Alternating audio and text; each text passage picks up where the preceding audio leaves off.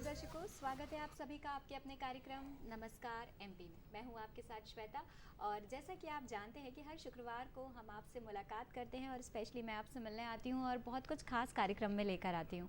जी हां दर्शकों, सबसे पहले आपको बता देते हैं, जैसा कि आप सभी जानते हैं लाइव फ़ोन इन कार्यक्रम है, यानी कि आप भी हमारे कार्यक्रम का एक अहम हिस्सा बन सकते हैं।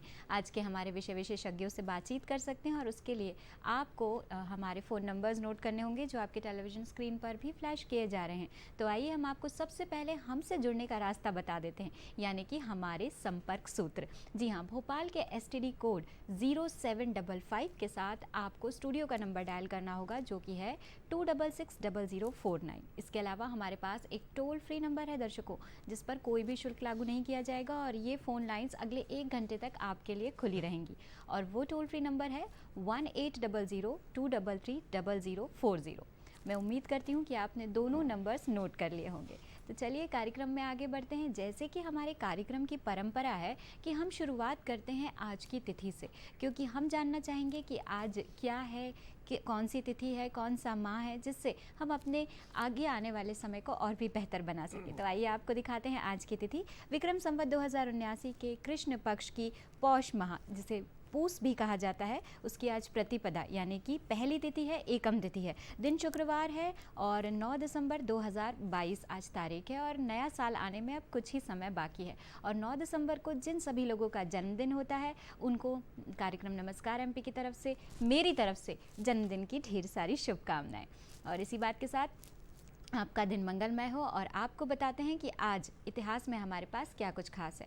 इतिहास जान लेना बेहद आवश्यक होता है, क्योंकि इतिहास में घटित घटनाएं हमारा जनरल नॉलेज तो बढ़ाती ही बढ़ाती हैं, साथ ही हमें बहुत सारी जानकारियां भी देती हैं। तो आइए आपको बताते हैं कि आज का इतिहास क्या कहता है। सन 1484 में आज के दिन महान कवि संत सूरदास का जन्म हुआ था। 1946 की बात कर रहे हैं। संविधान सभा की पहली बैठक 1946 में नई दिल्ली के कॉन्स्टिट्यूशनल हॉल में आज ही के दिन हुई थी। 9 दिसंबर का दिन था। दर्शकों, आज के दिन एक बहुत महत्वपूर्ण घटना घटित हुई थी। इसरो ने 2008 में यूरोप के प्रसिद्ध उपग्रह प्रणाली विशेषज्ञ ईडीएम एस्ट्यूरियस की सैटेलाइट के लिए आज के दिन निर्माण किया था। इसके अलावा भारत की प्रथम महिला पत्रकार होमी व्यारावाला का आज ही के दिन 1913 में जन्म हुआ था। तो ये रहा आज का इतिहास। दर्शकों, इतिहास हमने जाना और अब विचार की तरफ आपको लिए चलते हैं। तो ये है आज का शुभ विचार।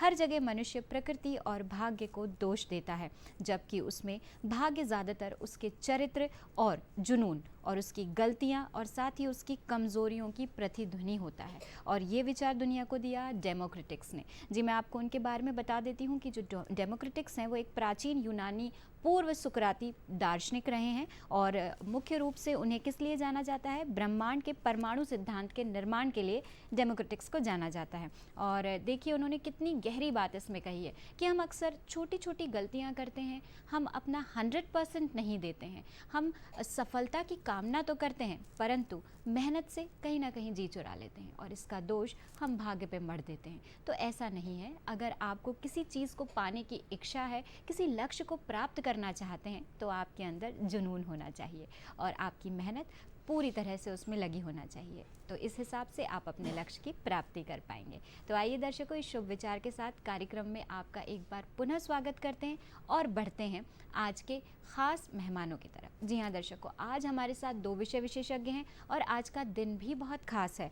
मैं आपको बता रही थी कि आज 9 दिसंबर का दिन है और इस दिन को हम काफ़ी अच्छे तरीके से मनाते हैं, ख़ास रूप से मनाते हैं। और आज के दिन हमने इसीलिए इस दिन को चुना है क्योंकि 8 से 14 दिसंबर तक हम मना रहे हैं एक बहुत ही ख़ास सप्ताह, जो कि है हथकरघा सप्ताह। तो इस सप्ताह पर विशेष और इससे जुड़ी हुई बातें करने के लिए आज हमारे साथ स्टूडियो में मौजूद है हमारी विषय विशेषज्ञ और ख़ास मेहमान अनुभा श्रीवास्तव जी। आप कमिश्नर हैं हैंडलूम और खादी ग्रामोद्योग MD, और भी आपके पास कई सारे प्रभार हैं। इस विषय में मैम हमारे साथ बातचीत करेंगी। अगर आप भी कोई प्रश्न करना चाहते हैं तो आप उनसे बातचीत कर सकते हैं। आइए मैम का स्वागत करते हैं। आपका बहुत बहुत स्वागत है कार्यक्रम में। जी दर्शक, और हमारे साथ एक और विशेष मेहमान है। आज हमारे साथ श्री DK जैन साहब हैं, जिनसे हम बात करेंगे मानव अधिकार दिवस पे। जी हाँ, 10 दिसंबर के दिन दुनिया भर में ह्यूमन राइट्स डे मनाया जाता है। इस विषय में हम DK जैन साहब से बात करेंगे। अगर आपके मन में कोई प्रश्न है तो आप सीधे उनसे बातचीत कर सकते हैं।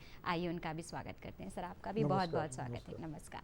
तो दर्शकों, फ़ोन लाइंस आपके लिए ओपन है और आइए सबसे पहले पुनः स्वागत करते हुए आज का पहला सवाल मैं अनुभा जी से करती हूं, क्योंकि हम पूरे देश में 8 से 14 दिसंबर तक पूरे भारत में अखिल भारतीय हस्तशिल्प सप्ताह मना रहे हैं। तो आइए जानते हैं कि इस सप्ताह को मनाने के पीछे क्या उद्देश्य है।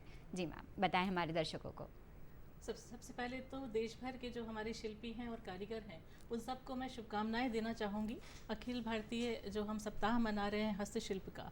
और इसके पीछे जो भावना है वो यही है कि इतनी सुंदर कारीगरी जो हमारी धरोहर है, हेरिटेज है, उसको पीढ़ी दर पीढ़ी जिन कारीगरों ने संरक्षित रखा है उनको, उनके एफर्ट को, उनकी कला को, उनकी प्रतिभा को एक्नॉलेज किया जाता है और उनके लिए कुछ अच्छा दृष्टिकोण हो, कुछ अच्छे प्रयास हों, इस बारे में बहुत सारे एंडिवर्स किए जाते हैं। देश भर में इसको बहुत उत्साह के साथ मनाया जाता है। मध्य प्रदेश में भी हम कोशिश कर रहे हैं कि इस सप्ताह में हम अपने कारीगरों के लिए कुछ अच्छा कर सकें। और मुझे बताते हुए बहुत हर्ष है कि कल इस सप्ताह के प्रथम दिवस पर हमने मध्य प्रदेश के 4 जो हमारे उत्पाद हैं, उज्जैन जिले का बाटिक, वारासिवनी की साड़ियाँ, जबलपुर का स्टोन क्राफ्ट और सीधी की पंजादरी, इन चारों उत्पादों के जीआई के लिए हमने आवेदन की प्रारंभिक प्रक्रिया प्रारंभ कर दी है। हमारा प्रयास है कि जीआई प्राप्त होने से इन उत्पादों को बहुत प्रमुखता मिलेगी ग्लोबल लेवल पर भी, और इनसे जुड़े हुए जो कारीगर हैं उनके जो प्रतिभा है, उनके जो प्रोडक्ट्स हैं, उनको भी एक नई पहचान मिलेगी। तो एक हमने ये सार्थक प्रयास कल किया है। इसके अलावा कल से, जैसे आपको मालूम है कि भोपाल में जो एक बेगम्स ग्रुप है उन्होंने एक परी बाजार सजाया है, कल से ही वो भी शुरू हुआ। तो वहाँ पर हमने अपनी कारीगरी की एक श्रृंखला प्रदर्शित की है। वहाँ हम जरी जरदोजी का एक प्रदर्शन कर रहे हैं, माटी शिल्प का प्रत्यक्ष प्रदर्शन कर रहे हैं, इसके अलावा ब्लॉक प्रिंटिंग का प्रत्यक्ष प्रदर्शन कर रहे हैं, और एक करघा भी हमने लगाया हुआ है जिसमें जो भी हमारे नागरिक हैं भोपाल के, जब वो आएँ तो वो इन कलाओं को कैसे सृजित किया जाता है, कितनी इंट्रिकेट प्रोसेसेस होती हैं, क्या प्रक्रिया होती है, क्या रॉ मटेरियल यूज़ हो सकते हैं, ये सब उनको पता चल सकता है। तो इसके अलावा हमने बहुत सारे प्रोडक्ट्स भी वहाँ पर प्रदर्शित किए हैं। हमारे बहुत सारे कारीगरों को हाल ही में भारत सरकार द्वारा जो अवार्ड्स दिए गए हैं, शिल्प गुरु और नेशनल अवार्ड्स, उसमें भी स्थान मिला है। हमारे बाग के श्री यूसुफ खत्री जी को शिल्प गुरु अवार्ड मिला है, और 6 और जो हमारे कारीगर हैं उनको नेशनल अवार्ड्स मिले हैं वर्ष 2017, 18 और 19 के। तो हमें उन सब पर बहुत गर्व है। हमारी कोशिश है कि हम उन सभी को राज्य की ओर से भी सम्मानित करेंगे इस सप्ताह में, और कई ऐसी और गतिविधियां करेंगे जिसमें हमारे कारीगरों को बहुत प्रोत्साहन मिल सके। जी, बहुत ही हर्ष की बात है कि नए 4 प्रोडक्ट्स को हमने जो है आगे बढ़ाने के लिए, उसके लिए एक कदम बढ़ाया है। और मध्य प्रदेश, यानी कि आप सभी जानते हैं जिसे हृदय प्रदेश के नाम से भी जाना जाता है, कलाएं यहाँ बहुत सारी हैं और सभी कलाओं को समान रूप से आगे आने का मौका मिले और समाज में हस्तशिल्प के प्रति लोगों के बीच में जागरूकता भी आए। इसीलिए इसी उद्देश्य से इस सप्ताह को मनाया जाता है और इतनी सारी कलाओं को हम एक मंच पर देख पाते हैं। और आज हमारे साथ अनुभा जी हैं जो बहुत सारे ऐसी गतिविधियां, साथ ही साथ इस विषय में इतनी सारी जानकारियां हमें देंगी। मुझे लगता है कि पहले प्रश्न के जवाब में ही इतनी सारी, इतनी अच्छी सजी धजी बातें हमें मिली हैं कि इसके प्रति और भी रुझान बढ़ रहा है। तो हम सारी जो प्रश्न है हमारे उनसे करेंगे और उनसे जानेंगे कि किस प्रकार से एक्सपो लगाया गया है, किस प्रकार से प्रदर्शनी लगाई गई है, उसमें क्या कुछ है और किस किस जगह के कलाकार हमारी जगह पर आए हैं, भोपाल में आए हैं, और क्या कुछ खास होगा। आइए अब जी दर्शकों, अब हम आपको बताते हैं कि हमारे साथ श्री जैन साहब हैं और हम मानव अधिकार दिवस पर उनसे बात करने वाले हैं। जैसा कि हम सभी जानते हैं कि मानव अधिकार हमारे लिए बेहद आवश्यक हैं, और अगर इनके महत्व की हम बात करें तो हमारे पास में स्वतंत्रता का, समानता का और अपनी प्रतिष्ठा से जुड़े हुए अधिकार हमारे पास में हैं। तो आइए इसी विषय में हम डॉक्टर साहब से बात करेंगे। जैन साहब, आपसे जानना चाहेंगे, सबसे पहले तो हमारे दर्शकों की तरफ से और मेरी तरफ से आपका पुनः स्वागत है। नमस्कार। और अब आप हमारे दर्शकों को बताएं कि इस दिवस को मनाने के पीछे क्या उद्देश्य है और हमारे ऐसे कौन से मानव अधिकार हैं जो हम एक एक व्यक्ति को, एक एक नागरिक को पता होना चाहिए। बहुत से लोग ऐसे हैं जो इन बातों से भी वंचित हैं। तो आज हम इसी विषय में बात कर रहे हैं। श्वेता जी, ये वैश्विक दृष्टिकोण से मानव अधिकार को मान्यता मिली है। सन 1948 में इसको मान्यता मिली थी। क्या हुआ कि दूसरे विश्व युद्ध के बाद में युद्ध बंदियों के साथ में बहुत अत्याचार हुए और उनकी आवाज़ को उठाने वाला कोई नहीं था। तो अंतर्राष्ट्रीय स्तर पर जाकर के जब ये चिंताएं व्याप्त हुई, तब जाकर के लोगों ने सोचा कि नहीं, मानवाधिकार भी कोई चीज़ होती है। जी। इस कॉन्सेप्ट को दिमाग में लिया गया और उसके बाद में सारे विचार विमर्श के बाद में अंतर्राष्ट्रीय स्तर पर संयुक्त राष्ट्र महासभा ने इसको स्वीकार किया और इसके बाद में 10 दिसंबर को सन 1948 में तो इसकी स्वीकार किया था कि ये होना चाहिए, लेकिन उसकी सार्वजनिक स्वीकारिता और घोषणा वो 10 दिसंबर 1950 को संयुक्त राष्ट्र संघ ने की थी। तब से जाकर के मनाया जा रहा है। उसके पीछे उद्देश्य यही है कि मनुष्य का जीवन जो है ना बहुत मूल्यवान है और प्रकृति और मनुष्य का सीधा संबंध है। मनुष्य प्रकृति का रक्षण करता है और प्रकृति मनुष्य की रक्षा करती है। बिल्कुल।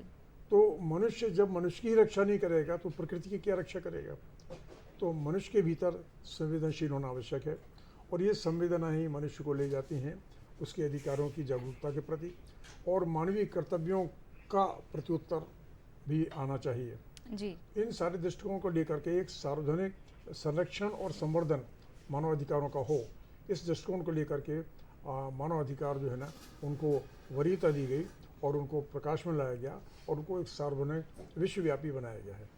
जी, बिल्कुल सही बात कही आपने। और अगर एक मानव स्वतंत्र है, अगर वो अपनी प्रतिष्ठा से जुड़ी हुई सभी चीज़ों का मान रखता है और उसको समाज में बराबरी का दर्जा मिलता है, तो उसके अंदर से उसकी खुद की रचनात्मकता और सृजनात्मकता भी बाहर आती है और इस प्रकार से वो समाज में अच्छा काम करता है। और जब हम रचनात्मक बातें करते हैं तो हम हमेशा कला से जुड़ी हुई बातें करते हैं और इसी विषय के साथ हमारे इस आज के अंक में अनुभा जी भी हैं, क्योंकि हथकरघा सप्ताह चल रहा है और कला से जुड़ी हुई बातें भी हम कर रहे हैं। तो हम इन दोनों बातों को एक साथ संजोते हुए इस विषय में बात करेंगे और मैं अनुभा जी से पूछना चाहूँगी, ये जो सभी कारीगर होते हैं जो देश भर से हमारे आज भोपाल में आए हुए हैं, क्या इनके लिए कोई इनकी ट्रेनिंग की कोई खास व्यवस्था कि वो इससे बेहतर काम कर पाए, या इस एक्सपो में जब वो यहाँ आ रहे हैं और अपने अपने स्टेट की अपने अपनी जगह की अच्छी अच्छी कलाएं ला रहे हैं, तो क्या हम ये कलाएं आम लोगों तक पहुँचाने के लिए कोई इस प्रकार के प्रशिक्षण भी करते हैं? क्या आपका डिपार्टमेंट इस तरीके की कोई इनिशिएटिव ले रहा है क्या? जी हाँ, आज से हमारा एक हैंडलूम एक्सपो स्टार्ट हो रहा है जो भारत सरकार वस्त्र मंत्रालय द्वारा के उनके सहयोग से हम लगा रहे हैं और ये 9 दिसंबर से 22 दिसंबर तक अर्बन हाट भोपाल में लगाया जा रहा है। इसमें लगभग 14 राज्यों से बहुत सुंदर कारीगरी आई है हैंडलूम से जुड़ी हुई। और जी हाँ, अर्बन हाट भोपाल में। और ये इस दौरान जैसे आपने कहा कि जो हमारे पार्टिसिपेटिंग जो आते हैं कारीगर, उनके लिए हम कई तरह के कैंप्स, अवेयरनेस कैंप्स लगाते हैं, कई तरह की ट्रेनिंग्स हम उनके लिए भी इस अवधि में मेले के दौरान भी करते हैं। तो जैसे कि GST के बारे में या फिर जो उनके लिए वेलफेयर स्कीम्स हैं, जो बैंक्स की बहुत सारी स्कीम्स हैं, लोन की, सब्सिडाइज लोन्स की, इसके बारे में हम लगाते हैं। पिछले एक्सपो में हमने NID के सहयोग से स्मार्ट पैकेजिंग के ऊपर एक कार्यशाला कराई थी। तो इस तरह की कई गतिविधियां हम कोशिश करते हैं कि 10-15 दिन जो भी मेले के हैं उस दौरान हमारे जो कारीगर पार्टिसिपेटिंग हैं उनको हम इस तरह के अवेयरनेस भी उनके अंदर ला सकें।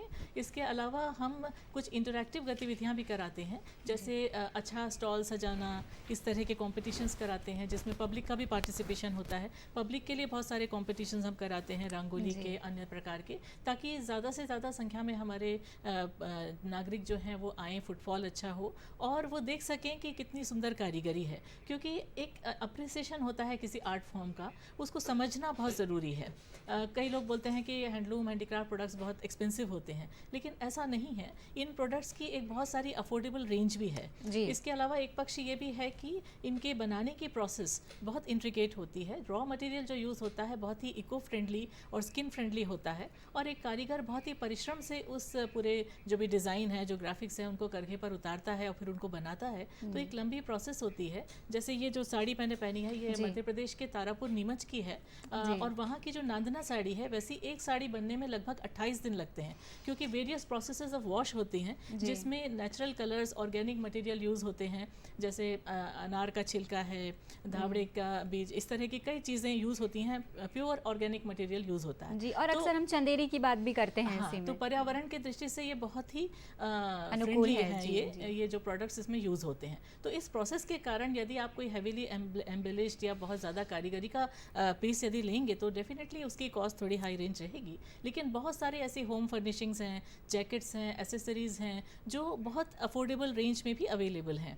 तो हमें ये समझना होगा कि इस लंबी चौड़ी प्रोसेस में जो कोर जो हमारा कारीगर है और जो अलाइड एक्टिविटीज़ होती हैं जैसे धागा बनाना, कताई धागे की, फिर फैब्रिक की बुनाई, फिर उसके बाद उसकी वॉश, प्रिंटिंग, इन सब में कई लोगों को रोज़गार मिलता है। कृषि के बाद ये रोज़गार का सबसे बड़ा सेक्टर है। तो इस चीज़ को यदि हम ध्यान में रखेंगे और अगर हम साल में एक प्रोडक्ट भी यदि प्रत्येक नागरिक ले ली तो इस सेक्टर का बहुत सपोर्ट होगा। तो ये सब जागरूकता हम कोशिश करते हैं कि जो भी हमारे नागरिक आ रहे हैं हमारे मेले में, हम उनको ये बात उनके मन में बिठा सकें। जी, बहुत ही अच्छी बात। और जैसा कि दर्शकों आप ये बात भी समझ रहे होंगे कि ये भी उन कारीगरों के अधिकारों से जुड़ी हुई बात है। जैन साहब, मैं आपसे बोलना चाहूँगी कि जैसे मैडम ने कहा कि हम उन्हें जीएसटी से संबंधित जो है बातें बताते हैं, उससे अवेयरनेस कैंप लगाते हैं, तो ये उनके अधिकारों के लिए ही है कि कहीं वो अपने काम में इतने व्यस्त ना हो जाएं कि अपने अधिकारों से वंचित हो जाएं। जी, और जैसे कि हम अभी बात कर रहे थे कि इंसान का हर वो अधिकार होता है जो उसको जन्मजात मिला हुआ है, जो उसके जन्म के साथ जुड़ा हुआ है, और स्वतंत्रता उसमें सबसे पहला अधिकार है। अगर जैन साहब मैं आपसे पूछूं कि इन अधिकारों का कोई उल्लंघन करता है तो क्या कानून उसके लिए कोई सज़ा देता है? जी हाँ जी, ये जो भी मानवाधिकार बनाए गए हैं ये कानूनों के द्वारा संरक्षित हैं। जी, कानून पहले हैं और मानवाधिकार जो है ना उनका उपयोग करता है कानूनों का। कानूनों का पालन करने के लिए सारी सरकार बैठी है, पुलिस बैठी है, प्रशासन तंत्र बैठा हुआ है। हर विभाग अपने अपने क्षेत्र के जो कार्य उनको संपादित करना होते हैं उनका पालन करवाने के लिए कटिबद्ध होता है, कर्तव्यबद्ध होता है। तो उसको ये कार्य कराना पड़ते हैं। जब कहीं कोई विभाग अपने कर्तव्य में शिथिलता करता है और किसी कानून का उल्लंघन हो रहा हो और उसके ऊपर वो कार्रवाई नहीं करता है, तब मानव अधिकार आयोग जाकर के उसकी शरण ली जा सकती है। और मानव अधिकार आयोग जो है ना फिर उस विभाग को, उसके अधिकारियों को आमंत्रित करके, नोटिस दे करके, बुला करके उसके बारे में पूरी पूछताछ करता है, जांच करता है, और उसके बाद में उनके अधिकारों का यदि हनन वास्तव में हुआ है और इनकी ओर से निष्क्रियता दिखाई गई है तो अपने स्तर के ऊपर इसके बारे में अनुशंसाएं करता है और सरकार के संबंधित विभाग को उसके विषय में अनुशंसा देता है कि इसके साथ में जो गलत हुआ है उसका निराकरण किया जाए और जो गलत कर रहा है उसके साथ में उसको पनिश भी किया जाए। इस प्रकार की अनुशंसाएं मानवाधिकार आयोग करता है। आपने जैसे बहुत अच्छी बात उठाई है मानवाधिकार आयोग की और शिल्प को लेकर के बात उठाई, हाथ करघा की बात विशेष रूप से बोलना चाहूँगा। मैंने युद्धबंदियों की बात कही थी। आज हमारे कारागार में हजारों बंदी निरुद्ध हैं। कारागार में रहने वाले बंदियों को स्वावलंबन देने के लिए एक बहुत अच्छी योजना हमारे आचार्य श्री विद्यासागर जी महाराज ने शुरू की और उनके निर्देश, उनकी देखरेख और उसके संरक्षण में देश के विभिन्न स्थानों पर सैकड़ों हाथ करघा के केंद्र खुले हैं। और आप तो बहुत अच्छे से इस बात को जानती होंगी कि जेलों में भी हाथ करघा लगवाया गया। जैन समाज के, मैं धर्म की बात नहीं कर रहा हूँ जी, बिल्कुल, मैं सिर्फ सामाजिक संस्कार की, सरोकार की बात कर रहा हूँ कि बंदियों को एक स्वतंत्र होने के बाद में एक आत्मसम्मान, स्वाभिमान के साथ में स्वावलंबी बनने के लिए, जीवन जीने के लिए आज हथकरघा इतने जेलों में संचालित किए गए हैं। दिल्ली की तिहाड़ जेल में चल रहे हैं, भोपाल की जेल में चल रहे हैं, सागर की जेल में चल रहे हैं, कहाँ नहीं चल रहे हैं। तो इतने सारे, तो ये भी एक प्रकार का मानव अधिकार है कि बंदी को वहाँ जेल में रहते हुए भी स्वतंत्र होने के बाद में अपने जीवन यापन में कर सकूँ और सम्मान के साथ में अपने सिर उठा के रह सकूँ। एक प्रकार से मानव अधिकार का संरक्षण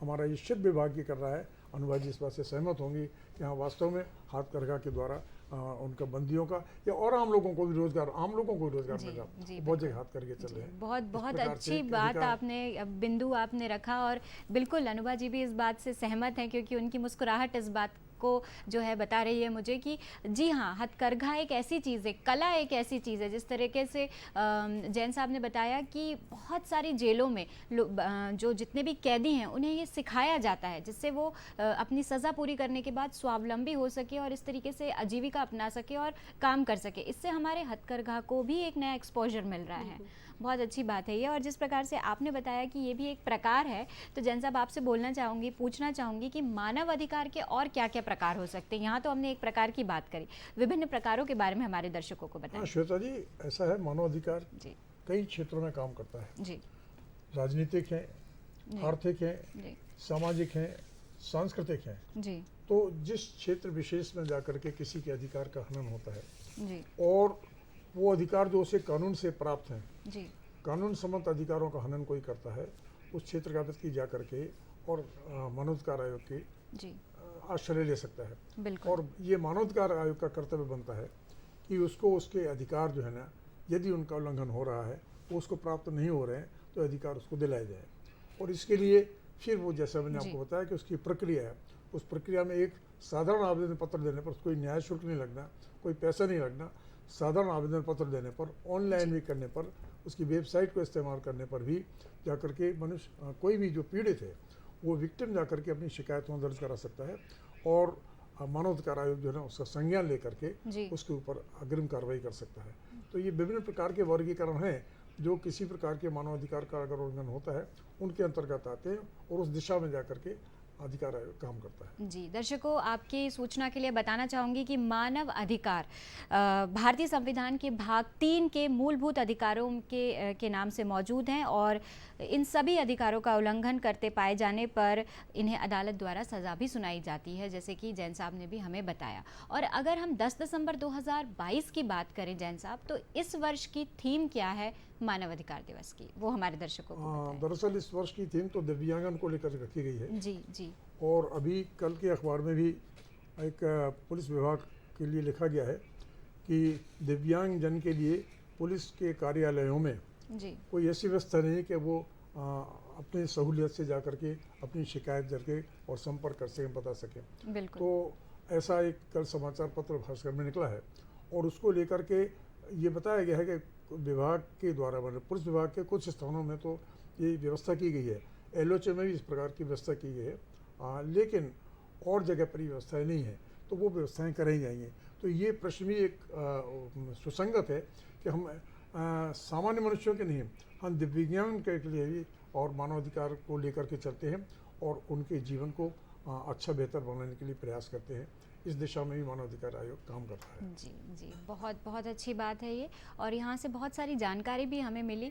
अब हम अनुभा जी की तरफ आएंगे और इसके बाद एक और मेरे पास प्रश्न है मानव अधिकार से जुड़ा हुआ जो मैं पूछूंगी, लेकिन दर्शकों अगर आपके मन में कोई प्रश्न है तो आप भी सीधे तौर पे बात कर सकते हैं श्री DK जैन साहब से, और हमारे साथ अनुभा श्रीवास्तव जी हैं, उनसे भी आप बात कर सकते हैं और कोई भी गतिविधि के बारे में जानकारी ले सकते हैं जो कि हथकरघा सप्ताह से जुड़ी हुई है। जैसा कि उन्होंने बताया कि भोपाल में 8 से 14 दिसंबर तक एक एक्सपो भी लगा है जिसमें 14 राज्यों के अलग अलग जगह से अलग अलग कारीगर आए हैं और सुंदर सुंदर कलाकृतियां लेकर आए हैं। तो आप इस एग्जीबिशन में जाकर यहाँ पर घूम सकते हैं, बहुत सारी कलाकृतियों को देख सकते हैं, परचेसिंग कर सकते हैं। आइए उनसे कुछ और सवाल करते हैं। जैसा कि मैडम आपने बताया कि देश भर से लोग आते हैं और आप उन्हीं टाइम पीरियड में उनके लिए इतनी सारी ट्रेनिंग्स भी करते हैं। ये बहुत अच्छी बात है क्योंकि एक जगह पर जमा होने के लिए बार बार आना उनके लिए भी मुश्किल होता होगा।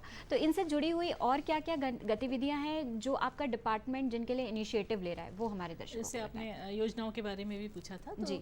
भारत सरकार जो केंद्रीय वस्त्र मंत्रालय है और खादी बोर्ड जो आता है वो केंद्रीय जो KVIC के अंतर्गत आता है, तो MSME डिपार्टमेंट उसमें भारत सरकार का हमारी मदद करता है। तो भारत सरकार की बहुत सी योजनाएं हैं और बहुत सारी राज्य शासन की योजनाएं हैं जिसमें NHDP है, ICTP है, क्लस्टर डेवलपमेंट है। पिछले 2 वर्षों में हमने 5 cluster development programme Madhya Pradesh के लिए स्वीकृत कराए हैं भारत सरकार से, जिसमें हमारे डिंडोरी, बारा सिवनी, इस तरह की जगहों में बहुत अच्छी गतिविधियाँ होंगी। मॉडर्न टूल्स, इक्विपमेंट्स, ये सब हमारे कारीगरों को मिलते हैं। डिज़ाइनर्स उनके के साथ रहते हैं जो उनको मॉडर्न डिज़ाइंस, जो लेटेस्ट ट्रेंड्स हैं उनके बारे में बताते हैं। तो इस तरह की बहुत सारी स्कीम्स हैं, कौशल विकास की स्कीम्स हैं, PMEGP जैसी स्कीम्स हैं जिसमें सब्सिडाइज लोन मिलते हैं छोटी छोटी यूनिट स्थापित करने के लिए। हमारा जो कुटीर और ग्रामोद्योग विभाग है, इसका एक बड़ा पार्ट ग्रामोद्योग से संबंधित है, जिसमें विविध वेरियस ट्रेड्स की, जिसमें जैसे ब्यूटी पार्लर है, मैकेनिक है, इस तरह की गतिविधियां भी शामिल हैं। वेरियस ट्रेड्स हैं जिनका प्रशिक्षण दिलाया जाता है NSDC द्वारा एम्पैनल जो संस्थाएं हैं उनके माध्यम से। कई प्रकार के प्रशिक्षण हम लोग चलाते हैं। इस वर्ष हमने कई नए इनिशिएटिव्स लिए हैं। हमने कुछ एक्सपोजर विजिट्स अपने कारीगरों की कराई है। कलकत्ता के शून्य बाटिक में हमने उज्जैन के बाटिक कारीगरों का बैच भेजा था ताकि वो वहाँ के मॉडर्न ट्रेंड्स को सीख सकें। इसी तरह महाराष्ट्र से हमने एक मास्टर क्राफ्ट्समैन को बुला करके देवास में हमने एक जॉइंट ट्रेनिंग कराई थी खादी की और हस्तशिल्प विकास निगम की, जिसमें लेदर के साथ मध्य प्रदेश के फैब्रिक को यूज़ करके यूथ के लिए तरह तरह की एसेसरीज जैसे कैप्स हैं, बैग्स हैं, बेल्ट हैं, फुटवेयर हैं, इस तरह की मॉडर्न एसेसरीज डेवलप कराई। इसके अलावा हमने अपने कुछ बैचेस एमगिरी वर्धा में भेजे महाराष्ट्र में, जिसमें जरी जरदोजी और वुडक्राफ्ट्स की ट्रेनिंग दी गई। तो और मैंने सुना है कि वहाँ पर खादी का काफ़ी ज़्यादा काम होता है। जी हाँ, और हमारा प्रयास ये है कि अन्य राज्यों की भी जो बेस्ट प्रैक्टिसेस हैं, जैसे हमने लास्ट ईयर बिहार अपने एक दल को भेजा था खादी के, जिन्होंने वहाँ से फिर सीख करके एक बहुत ही नई रेंज कॉटन की साड़ियों की डेवलप की है। मसलिन कॉटन साड़ीज़ हमने इंदौर में विकसित की हैं।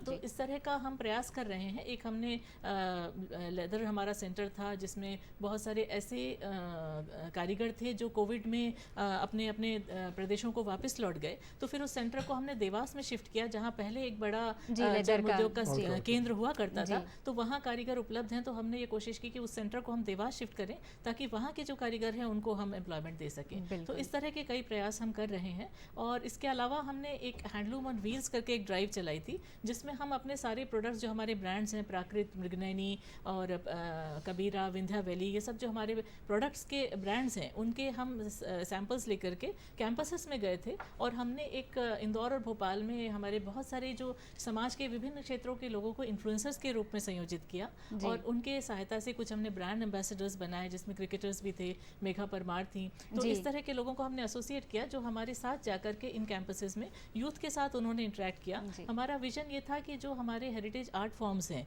उनको हमें इंटैक्ट रखना है, लेकिन हमको उन्हें एक कंटेम्प्रेरी स्वरूप दे करके यूथ के लिए भी रेलेवेंट बनाना है, ताकि ये जो प्रवाह है ये आगे की पीढ़ियों तक भी जारी रहे और उनको भी इसका महत्व समझ में आए कि क्यों एक हैंडीक्राफ्ट या हैंडलूम आइटम को की मतलब परख होना या उसको अपनाना क्यों आवश्यक है। तो वो संवेदनशीलता उनके बीच में विकसित हो सके, ये प्रयास हमने किया। इसके अलावा हमने टाइम्स ऑफ इंडिया ग्रुप के साथ एसोसिएट होकर के बॉम्बे टाइम्स फैशन वीक में और इंदौर फैशन वीक में सहभागिता की, जिसमें देश की प्रख्यात डिज़ाइनर अर्चना कोचर जी और मध्य प्रदेश के 6 डिज़ाइनर्स, जिसमें मुमताज़ खान जी भी शामिल हैं, तो इन सब लोगों ने हमारे मध्य प्रदेश के फैब्रिक से बने हुए कॉस्ट्यूम्स को प्रदर्शित किया। हमने अर्चना कोचर जी के साथ हमने न्यूयॉर्क फैशन वीक में भी मध्य प्रदेश के हैंडलूम और खादी फैब्रिक्स को शोकेस किया। इसके अलावा जी सारेगामा जो है उन्होंने लता मंगेशकर जी के ऊपर एक स्पेशल सीरीज़ की थी, नाम रह जाएगा, उसमें मध्य प्रदेश के बने हुए फैब्रिक से बने हुए कॉस्ट्यूम्स को जो सिंगर्स थे उन्होंने पहना। तो हम कोशिश कर रहे हैं कि हम ज़्यादा से ज़्यादा ब्रांडिंग और मार्केटिंग की तरफ फोकस करें, नए नए एवेन्यूज़ हमारे कारीगरों को दें, ताकि ये जो मैसेज है ये और ज़्यादा स्प्रेड हो, ज़्यादा से ज़्यादा प्रचार हो, एक्सपोर्ट के कुछ अवसर हमारे लोगों को मिल सकें। ऐसे प्रयास हम निरंतर कर रहे हैं। जी, और ये बहुत ही अच्छी पहल और प्रयास है। मुझे लगता है कि बहुत सारी बातें अनुभा जी ने बताई और इसमें सबसे अच्छी बात मुझे यही लगी कि आने वाली जनरेशन को हम हथकरघा से जोड़ रहे हैं, जिससे ये प्रवाह आगे की तरफ बढ़ता ही जाए और हमें पूरे विश्व में एक नई पहचान मिले। जैसे कि हम सभी जानते हैं कि हथकरघा एक ऐसी चीज़ है, हस्तशिल्प एक ऐसी चीज़ है जिसमें मेहनत बहुत लगती है और एक बहुत लंबी प्रक्रिया रहती है, लेकिन जब आप उससे बनी हुई कोई चीज़ अपने घर में लेकर आते हैं या उससे हाथों से बुना हुआ कपड़ा जब आप पहनते हैं तो उसकी एक अलग ही फीलिंग होती है, मुझे लगता है। जी, उसका स्पर्श जो होता है एक अलग होता है। और जैसे कि बताया कि बहुत ही ऑर्गेनिक चीज़ों से इसका इस्तेमाल करके बनाया जाता है। मैडम खुद भी एक बहुत ही खूबसूरत साड़ी पहनी हुई है जिसमें अनार के छिलकों के रंग का इस्तेमाल किया गया है। मैं यहाँ से देख पा रही हूँ कि ये जो गहरा लाल रंग है बहुत ही सुंदर है और इसमें एक जो डिज़ाइन बनी है फूलों की, जो बॉर्डर इसमें बना है, जो इसका रंगों का चयन है बहुत ही सुंदर है। और जैसे कि आपने बताया कि नीमच की ये साड़ी है, तो इसके विषय में कुछ बताएं कि वहाँ पे क्या कुछ फेमस है और कैसे वहाँ के लोग और वहाँ का जो सामान है वो एक्सपोर्ट की तरफ जा रहा है। निमेश की जो ये नांदना प्रिंट है, ये जी। एक लैंग्वेजिंग आर्ट है, क्योंकि बहुत कम परिवार, इसमें 2 या 3 परिवार ही हैं। अभी जो हमारे नेशनल अवार्ड्स मिले, इसमें 2 हमारे कारीगरों को, श्री पवन झारिया और श्री प्रदीप झारिया जी को उसमें सम्मानित भी किया गया है। जी, तो जी, ये जी। बहुत इंट्रिकेट आर्ट फॉर्म है और हम कोशिश कर रहे हैं कि इसका भी हम जीआई टैग करवाएं और इस आर्ट को हम बड़े पैमाने पर शोकेस करना चाहते हैं। बॉम्बे में भी हमने इसका वहाँ पर जो हमारा फैशन शो हुआ था, जी। उसमें भी हमने नांदना को प्रमुखता दी थी। तो हमारा प्रयास है कि हम इस आर्ट फॉर्म को एक नया वो दें और हम एक न्यू जनरेशन इसके लिए तैयार करें। जैसे आपने प्रशिक्षण का पूछा, तो प्रशिक्षण का एडवांटेज यही होता है कि जो पारंपरिक रूप से परिवारों में कर रहे हैं वो तो हैं ही, जी। लेकिन उसके अलावा नए लोगों को भी, जैसे आपने बताया कि जेल के बंदियों, तो ये एक नई खेप तैयार होती है जो फर्स्ट जनरेशन वीवर्स हैं या फर्स्ट जनरेशन जी। कारीगर हैं। तो वो जी। बहुत ज़रूरी है, क्योंकि जो इस तरह के लैंग्वेजिंग आर्ट्स हैं उनको बहुत ज़्यादा सपोर्ट की ज़रूरत है। हमारे जो क्लस्टर्स हैं उनमें हमारे कॉमन फैसिलिटी सेंटर भी होते हैं, जहाँ पर वीवर्स आकर के या कोई भी आकर के उसको यूज़ करके उसमें अपनी गतिविधियाँ संचालित कर सकता है। तो इस आर्ट फॉर्म के लिए हम लोग कई सारे प्रयास कर रहे हैं। हमारे जितने भी एक्सपो या एग्जीबिशंस होते हैं उसमें भी हम इनको फोरम्स दे रहे हैं। हमारे सभी एम्पोरियम्स पर भी हम इनको प्रदर्शित करते हैं। हमारे एम्पोरियम जो मृगनयनी के हैं वो पैन इंडिया हैं। जी। हमारे राज्य के बाहर लगभग 14 एम्पोरियम्स हैं। तो हम कोशिश करते हैं कि अन्य राज्यों में भी हम इसको स्प्रेड करें। इस तरह के हमारे प्रयास चलते रहते हैं। जी, और मुझे लगता है कि इसे हम सस्टेनेबल फैशन का नाम भी दे सकते हैं, क्योंकि हम बहुत सारी ऑर्गेनिक चीज़ों का इस्तेमाल कर रहे हैं और अभी हमारी धरती और प्रकृति को भी इस बात की बहुत आवश्यकता है कि हम बहुत सी चीज़ों को बचाएं, उसे संजो कर रखें आने वाली जनरेशन के लिए, और इसकी जिम्मेदारी आपके और हमारे कंधों पर ही है। तो ये बहुत अच्छी एक पहल है, बहुत अच्छा प्रयास है। आइए दर्शकों, अब जैन साहब से हमारा अगला सवाल करते हैं। जैसे कि सर आपने बताया कि युवाओं की सहभागिता, खासकर दिव्यांगों को लेकर इस वर्ष की थीम को तैयार किया गया है। तो हम अगर बात करें तो दिव्यांगों के क्या क्या खास मानव अधिकार हैं जो इसमें चिन्हित किए गए हैं, उनके विषय में हमारे दर्शकों को कुछ बताएं। देखिए, जी ईश्वर ने उनके प्रति अन्याय किया है, जी ये तो जग जाहिर है। जी अब प्रश्न ये है कि हम मनुष्य होते हुए एक दिव्यांग भाई की क्या सहायता कर सकते हैं। जी वो सहायताएं हम मानवीय स्तर के ऊपर कर सकते हैं, संवेदना के स्तर पर कर सकते हैं और कानून के स्तर पर भी कर सकते हैं। जी दिव्यांगजनों को, उनको एक तो रोज़गार की समस्या होती है, तो रोज़गार मूलक कुछ ऐसे उपाय शासन करे कि जिसके कारण से दिव्यांगों को उनके भीतर छिपी हुई उस प्रतिभा को उजागर किया जा सके जो वो उस कर्म के, उस शरीर के उस अंग के दिव्यांग होने से नहीं कर सकते हैं। लेकिन आमतौर पर ये देखा गया है कि कोई भी दिव्यांग होता है, उसके शरीर में कोई न्यूनता होती, अंग में न्यूनता होती है, लेकिन उसका मस्तिष्क बहुत काम करता है जी और बहुत बुद्धि काम करती है उसकी, या उसके भीतर कोई दूसरा शिल्प होता है। इस गुण को उजागर करने का काम जो है ना होना चाहिए। तो ये तो मानवाधिकार आयोग का ये काम नहीं है, लेकिन अगर ऐसा होना चाहिए, सरकार के जिस विभाग को करना चाहिए वो इस काम को नहीं कर रहा है, तो उसको प्रेरित करने के लिए हमारा मानवाधिकार आयोग जो है ना उनको निर्देश दे सकता है कि ऐसे दिव्यांगजनों की आप सहायता कीजिए ताकि उनके गुणों को उजागर करें, उनकी आजीविका की व्यवस्था शासन करे और उन्हें कहीं भीख न मांगना पड़े अपने अंग के अंग भंग होने के कारण से। तो ये एक बहुत बड़ी बात है और ये भिक्षा की वृत्ति जो है ना ये बहुत शर्मनाक है और किसी भी देश के लिए बड़ी लज्जा की बात होती है। हम और आप सभी जानते हैं उस भिक्षा वृत्ति पर अगर नियंत्रण करना है तो हम अपने दिव्यांग लोगों को जो चौराहे पर भीख मांगते रहते हैं, खड़े रहते हैं, उनको बुला करके उनके भी रिहेबिलिटेशन के लिए कुछ करें।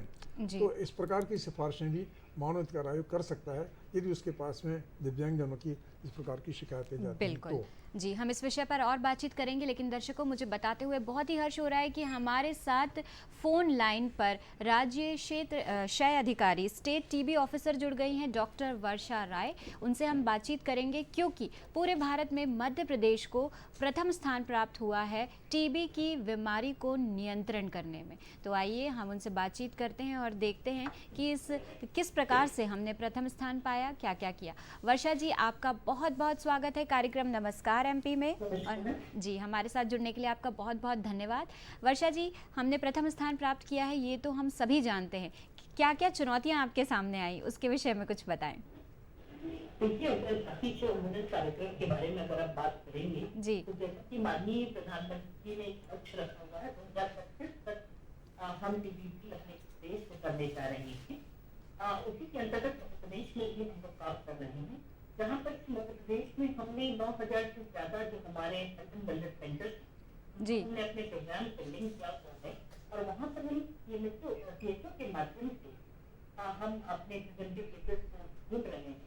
पिछली बार जिसमें कि हमें प्रथम स्थान प्राप्त हुआ, जिसमें कि हमने सबसे पूरे देश में सबसे ज्यादा संख्या में हमने स्क्रीनिंग किया है। जी। लगभग 45,000 मरीजों की स्क्रीनिंग करके उनको टेस्टिंग पे जी। अभी वर्तमान में जो प्रधानमंत्री टीबी मुक्त भारत अभियान चल रहा है हमारा, जिसके माध्यम से न सिर्फ हम मरीजों को डायग्नोस्टिक सहायता कर रहे हैं, बल्कि समाज से ही लोग रहे हैं और जो हमारे मरीजों की सहायता कर रहे हैं उनको एक नाम दिया गया है निक्षय मित्र, जो मरीजों को पोषण योजना एक अतिरिक्त पोषण के रूप में बिल्कुल।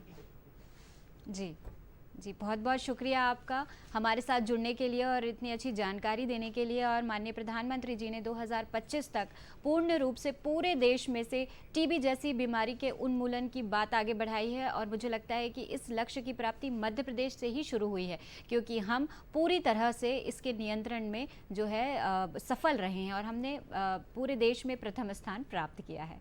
तो आइए दर्शकों, इसी बात के साथ आपको बहुत बहुत बधाई देते हुए हम आगे बढ़ते हैं कार्यक्रम में। जैसा कि आप सभी जानते हैं, लाइव फोन इन कार्यक्रम है और अगर आपके मन में कोई सवाल है तो आप हमसे बातचीत कर सकते हैं। हमारे टेलीफोन नंबर्स आपके टेलीविजन स्क्रीन पर दिखाए जा रहे हैं। भोपाल के STD कोड 0755 के साथ आपको डायल करना होगा 2660049 और एक टोल फ्री नंबर 1800-233-0040। तो आइए दर्शकों, आगे बढ़ते हैं। फ़ोन लाइंस खुली हुई हैं। आप अनुभा जी से किसी भी गतिविधि के बारे में कोई प्रश्न करना चाहते हैं, मानवाधिकार विषय से जुड़ा हुआ कोई अगर आपके पास प्रश्न है तो जैन साहब आपके प्रश्नों के उत्तर के लिए स्टूडियो में तैयार हैं। आइए अब अगला प्रश्न करते हैं। जैसे कि आपने बताया कि दिव्यांगों के लिए तो बहुत सारे अलग अलग अधिकार हैं जिन्हें चिन्हित किया गया है, बताया गया है। इसके अलावा ऐसे कौन से अधिकार हैं जिसे मानव को समझना भी चाहिए? जैसे स्वतंत्रता के अधिकार की मैं बात करूं, स्वतंत्र तो हम हो चुके हैं, लेकिन अभी भी कहीं कहीं हम अपनी मानसिक स्वतंत्रता को नहीं पा पाए हैं, फिर भले वो समाज की बात हो, परिवार की बात हो। तो किस प्रकार से ये सारी चीज़ें हमें अपने जीवन में उतारनी चाहिए, इसके विषय में बताएं। ये स्वतंत्रता के अधिकार के विषय में मैं ये कहना चाहूँगा। जी। एक विश्वव्यापी एक वाक्य है कि आपके घूंसा मारने की आज़ादी वहाँ समाप्त हो जाती है जहाँ से सामने वाले की नाक प्रारंभ होती है। जी। तो ये हमारी स्वतंत्रता की एक मर्यादा है। इस मर्यादा को लेकर के हमें चलना चाहिए। स्वतंत्रता तो अभिव्यक्ति की स्वतंत्रता भी है, धार्मिक स्वतंत्रता भी है, जी बिल्कुल, रोजगार की स्वतंत्रता भी है, व्यवसाय की स्वतंत्रता भी है, बहुत प्रकार की स्वतंत्रताएं हैं। मौलिक अधिकार के अंतर्गत जो हमारे अधिकारों का संरक्षण संविधान ने किया हुआ है, जी उनके संरक्षण का यदि पालन नहीं होता है और उनका कहीं कोई उल्लंघन होता है तो उस प्रकार के उल्लंघन की शिकायत के लिए मानव अधिकार आयोग बना हुआ है। जी। कल ही 10 दिसंबर को मध्य प्रदेश के मानव अधिकार आयोग की स्थापना का एक दिवस है और कल उनका कार्यक्रम भी आयोजित है भोपाल में। तो ये जो स्वतंत्रता का अधिकार है, ये बहुत सबसे मूल्यवान अधिकार है, क्योंकि ये लोकतंत्र है। लोकतंत्र में स्वतंत्रता सबसे बड़ी आवश्यकता है, क्योंकि स्वतंत्रता हमने बहुत संघर्षों के बाद में प्राप्त की है और इस स्वतंत्रता की रक्षा करना हमारा कर्तव्य होता है। इसलिए संविधान ने सबसे पहले उसको अधिकार को संरक्षण के लिए कहा है। जी। तो ये जो भी सारी हमारी शासकीय संस्थाएं हैं और संस्थाएं नहीं, नागरिकों का भी ये कर्तव्य होता है कि वे अपनी मर्यादा के साथ में अपने जो हम सामने वाले से उम्मीद करते हैं, जो हम अपने प्रति सामने वाले से व्यवहार की उम्मीद करते हैं, वैसा ही व्यवहार हमें सामने वाले के प्रति करना चाहिए। बिल्कुल। ये हमारी एक मर्यादा है और यदि हम वैसा नहीं करते हैं तो इसका अर्थ है कि हम सामने वाले की स्वतंत्रता के अधिकार का उल्लंघन कर रहे हैं। और अगर हम ऐसा करते हैं तो ये अमानवीय है और न केवल अमानवीय है, गैर कानूनी भी है। और संविधान उस सामने वाले के अधिकार की रक्षा करेगा और जो रक्षा करने का जिनका दायित्व है संरक्षण का, उन्हीं करते तो मानव अधिकार आयोग उनकी रक्षा के लिए आगे आएगा। जी। जैन साहब, हमारे साथ एक कॉलर जुड़ गए हैं फ़ोन लाइन पर, आइए उनसे बातचीत करते हैं। डॉक्टर प्रदीप साहू हमारे साथ जुड़े हैं। कार्यक्रम में आपका स्वागत है। डॉक्टर साहब, क्या प्रश्न करना चाहेंगे आप? किस विषय में आपका प्रश्न है? बेटा, मेरी आवाज़ सुनाई दे रही है? जी, मुझे बिल्कुल आपकी आवाज़ आ रही है। हाँ। जी, अपना प्रश्न करें। सभी लोगों को सबसे पहले नमस्कार। जी नमस्कार। जी, मेरा पहला प्रश्न अनुभा जी से है। जी। अनुभा मैडम से मैं ये पूछना चाहता हूँ कि आज फास्ट टेक्नोलॉजी के दौर में, जबकि इंसान जो है वो मशीन पे डिपेंडेंट हो गया, सारी चीजें मशीन से बनती है, तो हाथकरघा, हैंडलूम, हैंडीक्राफ्ट या इन सब चीजों का चर्चा या इनके कितना इम्पोर्टेंस रह जाता है, ये कितना प्रासंगिक है? क्योंकि क्या है, अभी आपने बताया कि खाली बनने में 28 दिन लग गया था, तो उसका इकोनॉमिकली भी कितना रिटर्न मिलता है और टाइम टेकिंग भी है। तो आज की युवा या आज की पीढ़ी उसमें कितना इंटरेस्ट लेगी? क्योंकि ठीक है, अभी कुछ जनरेशन ऐसी बची है बीच वाली जो इंटरेस्ट ले सकती है, लेकिन भविष्य के पॉइंट ऑफ व्यू से यही जनरेशन जो पूरी तरह से टेक्नोलॉजी पर डिपेंडेंट है, ये कितना इंटरेस्ट लेगी इसमें? तो इसके लिए आपके क्या प्रयास है? दूसरा प्रश्न मेरा आदरणीय जैन साहब से है कि मानव अधिकार आयोग की लिमिटेशन क्या है? मानव अधिकार आयोग में क्या क्या आता है और क्या क्या नहीं आता है, और राज्य मानव अधिकार और केंद्रीय मानव अधिकार की वर्किंग में बेसिक डिफरेंस है? जी जी बिल्कुल, बहुत बहुत शुक्रिया प्रदीप जी आपका, और बहुत ही अच्छे प्रश्न, और आपने हमारे दोनों विषय विशेषज्ञों से प्रश्न किए। आइए अब आपके उत्तर सुनते हैं। जी मैडम। मैं धन्यवाद देती हूँ आपके इस प्रश्न के लिए, और ये बहुत प्रासंगिक है क्योंकि ये बात सही है कि इन इंट्रिकेट आर्ट फॉर्म्स का संरक्षण एक चैलेंज है हमारे लिए भी, लेकिन बहुत सारे काम पैशन से किए जाते हैं, रुचि से किए जाते हैं। और ये जो आर्ट फॉर्म्स हैं, मध्य प्रदेश के माहेश्वर है, चंदेरी है, ये पीढ़ी दर पीढ़ी चली आ रही कलाएं हैं जो कि विश्व धरोहर है, ना केवल हमारे लिए बल्कि पूरे विश्व के लिए एक असेट हैं। और इस तरह के जैसे पेंटिंग्स हैं, पिथौड़ा पेंटिंग है, गोंड पेंटिंग है, कई तरह के आर्ट फॉर्म्स मध्य प्रदेश के हैं जिन पर हमें गर्व होना चाहिए। ये हमारी एक तरह से असेट हैं, ये हमारे कारीगरों ने बड़े परिश्रम पूर्वक इनको साथ के रखा है। तो जो आप कह रहे हैं कि मशीन मेड प्रोडक्ट्स को हम नकार नहीं सकते हैं, उनका रेलेवेंस अपनी जगह है, उनका प्रोडक्शन फास्ट होता है, मिल मेड प्रोडक्ट में कोई बुराई नहीं है, वो सस्ते होते हैं और सभी के लिए एक ईजी टू मेंटेन भी होते हैं। लेकिन हाथ करघा प्रोडक्ट का अपना इम्पोर्टेंस है, वो एक स्किन फ्रेंडली, इको फ्रेंडली चीज़ है, उससे बहुत लोगों को रोज़गार मिलता है। और ये कलाकार हैं एक तरह से, जैसे जब कोई जैसे हम लोग कहते हैं कि प्रकृति या ईश्वर ने हमें बनाया पंच तत्वों से, हमारे यहाँ ये परिकल्पना होती है, उसी तरह जब एक कुम्हार जब अपने चाक पे काम करता है तो वो भी एक मेडिटेटिव टाइप के एफर्ट होता है। यदि आप कभी करके देखेंगे तो आपको उसका एक आनंद मिलेगा।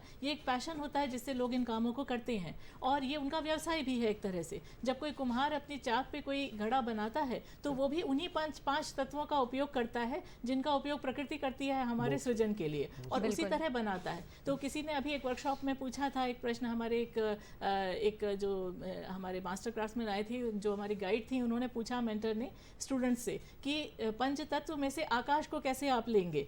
फिर उन्होंने एक्सप्लेन किया कि मिट्टी, पानी, वायु, अग्नि, ये सब तो दिख रहा है, आकाश को कैसे समझेंगे। फिर उन्होंने बताया कि जब चाक पे आप ऐसे प्रेस करते हैं और जब वो शेप लेता है पूरा, तो वो एक स्पेस क्रिएट होती है और तब वो आकाश उसके अंदर जो है उसमें आता है। तो ये एक तरह का सृजन है। तो सृजनात्मक जो गतिविधियां हैं उनका सपोर्ट वही लोग कर सकते हैं जो उसकी समझ रखते हैं, जो पारखी लोग होते हैं। लोग आभूषण खरीदते हैं, लोग अच्छे कहीं कोई पार्लर्स में जाते हैं, कोई अपने शौक के लिए स्पोर्ट्स की गतिविधियों में रहते हैं। तो बहुत सारी चीज़ें लोग शौकिया करते हैं, लेकिन उन सब शौक के जरिए किसी का रोजगार भी पूरा होता है। तो हमें ये ध्यान रखना है कि कितने परिश्रम से, कितनी कठिन परिस्थितियों में पहले राजा महाराजा इस प्रकार का आश्रय देते थे, क्योंकि रॉ मटेरियल महंगे होते हैं, बहुत दुर्लभ भी होते हैं। कई बार जरी जरदोजी में या किसी भी आर्ट फॉर्म में एक टंकाई करने में कितना सारा एफर्ट लगता है, तो वो उसी को वही अप्रिशिएट कर सकता है जो उसकी परख रखता है। पर हम ये नहीं कह सकते कि आज के समय में उसका रेलेवेंस नहीं है, क्योंकि सुंदर चीज़ें,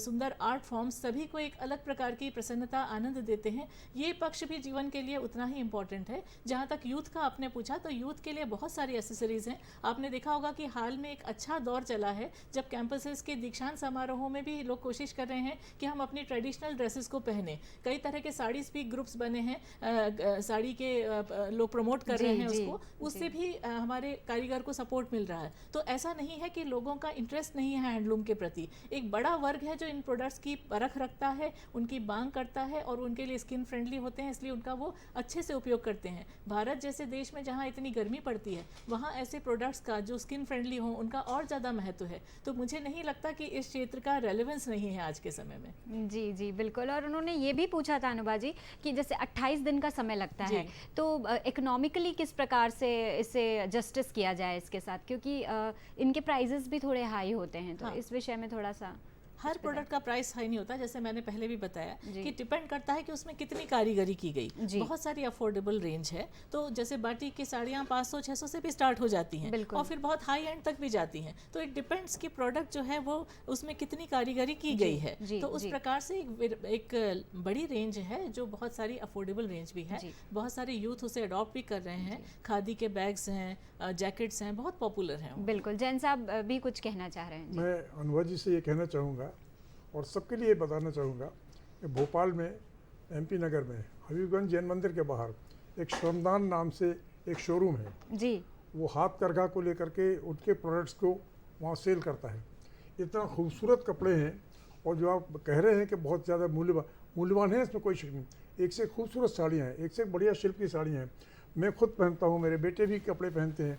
अब मैं कैसे बताऊँ आपको, बड़े बड़े IPS IAS ऑफिसर जो हैं जाकर के वहाँ से और जी। अच्छी खूबसूरत साड़ियाँ और सलवार के कपड़े लेकर के आते हैं। सब प्रकार के कपड़े वहाँ बन रहे हैं। तो जैसा शिल्प आपने बताया कि शिल्प को संरक्षण करना है, अगर हमने प्रधानमंत्री महोदय ने कहा ही है, मानवाधिकार क्या है, ये हमारी भारतीय संस्कृति की रक्षण का एक उपाय है। बिल्कुल। और उस उपाय में एक ये भी शामिल होता है कि जैसे हम अपने शिल्प की रक्षा करें।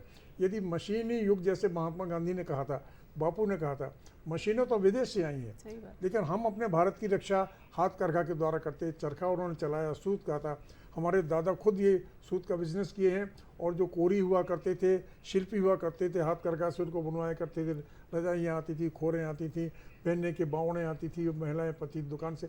तो हमारे कहने का मतलब ये है कि शिल्प की रक्षा करना आपने बहुत सही, ये जो उद्देश्य आपने आपके विभाग का है, ये बड़ा पवित्र उद्देश्य है और हमें इसकी रक्षा करनी ही चाहिए। मैं इसलिए- थोड़ा और ऐड करना चाहूँगी जी, जी। कि जैसे आपने बताया कि प्रधानमंत्री जी का जो एक प्रोत्साहन जो कारीगरों को देने के लिए एक उनका विजन है, माई हैंडलूम माई प्राइड, एक जी। टैगलाइन दी गई है, वोकल फॉर लोकल, है ना। बिल्कुल। ये एक है आत्मनिर्भर की बात है। तो ये आत्मनिर्भरता तभी आएगी जब हम लोकल प्रोडक्ट्स को प्रमोट बिल्कुल, करेंगे, बिल्कुल। है बहुत ना। सही। और हर एक नागरिक के नाते भी हमारा ये दायित्व है कि जो हमारे धरोहर आर्ट फॉर्म्स हैं उनके संरक्षण के लिए हम कुछ योगदान करें। बिल्कुल। आप बहुत महंगा प्रोडक्ट खरीदे कोई ज़रूरी नहीं है, लेकिन जो अफोर्ड कर सकता है वो खरीद सकता है। खरीद सकता है। आप पिज़्ज़ा खाते हैं, बर्गर खाते हैं, कितनी सारी चीज़ों पर हम लोग खर्च करते हैं। तो हम जब उस पे कर सकते हैं तो इस पर क्यों नहीं कर सकते, जिसको किसी का सीधा सीधा रोजगार मिल रहा जी, है, एक बिल्कुल। आर्ट फॉर्म को संरक्षण मिल रहा है। जी बिल्कुल। और हम अपनी भारतीय परंपरा को संजो कर खूबसूरती के साथ अगली जनरेशन को भी दे रहे हैं। इसमें सबसे बड़ी बात यह है, संरक्षित तो उसे कर ही रहे हैं, लेकिन उसे उपहार स्वरूप आगे भी बढ़ा रहे हैं,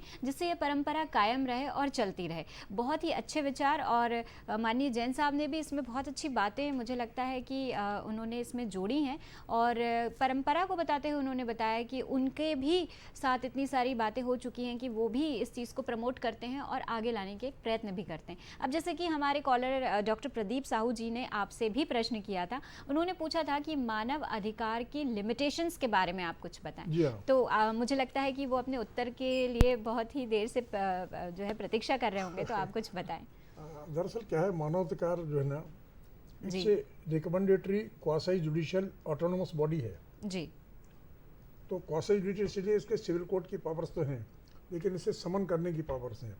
किसी को भी, किसी भी वर्ग के अधिकारी को ये समन करके अपने बुला सकते हैं और वहाँ उसकी इस मामले की सुनवाई कर सकते हैं।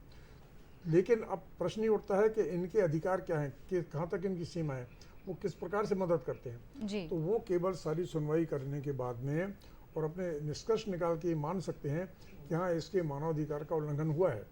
और वो फिर अधिकार की रक्षा के लिए संबंधित विभाग को, जैसा मैंने आपको पहले बताया, उसकी अनुशंसा कर सकते हैं। वो अनुशंसा राज्य शासन के पास में जाती है। ये एक अलग बात है, लोकतंत्र है, राजनीति है, वो अपना काम करती है। कभी कभी राजनीतिक कारणों से कभी अनुशंसाएं जो है ना सरकार स्वीकार नहीं करती है, ठंडे बस्ते में दबा जी, दी जाती हैं। बिल्कुल। लेकिन जो करने लायक होती है वो शासन करता है और निश्चित रूप से लोगों के मानवाधिकार को, उनके अधिकारों की प्राप्ति होती है। जब नहीं हो पाती है और शासन कुछ नहीं करता है और आयोग ये समझता है कि आदमी के मौलिक अधिकार का हनन हो रहा है, नैतिकता का हनन हो रहा है और इसको ये कानूनी सहायता मिलनी चाहिए, तो मानवाधिकार आयोग जो है ना, वो राज्य की बात कर रहा हूँ, वो जा कर के हाई कोर्ट में अपनी ओर से याचिका लगा करके उस जी। आदमी को वो रिलीफ दिलाने का प्रयास करता है। ये जी। उसकी मर्यादाएं हैं, इसके अलावा ये उसके दायित्व भी हैं जिन्हें वो करता है। जी बिल्कुल, और मुझे लगता है कि डॉक्टर प्रदीप साहू को अपने प्रश्न का जवाब मिल गया होगा। दर्शकों, यहाँ पर हमारे साथ श्री जनार्दन जी फ़ोन लाइन पर जुड़े हैं। आप एडीजी हैं ट्रैफिक से, तो आइए उनसे बातचीत करते हैं। जी नमस्कार सर, आपका बहुत बहुत स्वागत है कार्यक्रम नमस्कार एमपी में। और जैसा कि हम सभी जानते हैं कि आज ही शपथ समारोह हुआ है, तो इसके विषय में हमारे दर्शकों को कुछ बताएं और किस प्रकार से जन जागरूकता बढ़ाई जाए इस विषय में भी। नमस्कार धन्यवाद। जी। आज हमने शपथ ग्रहण में सभी जिलों में हमारा थाना प्रभारी, ट्रैफिक थाना प्रभारी, सचिव थाना प्रभारी द्वारा जी सभी जो जिला के मुख्य चौराहों पर जो है कि आम जनता को लेके शपथ ग्रहण दिलाया गया है।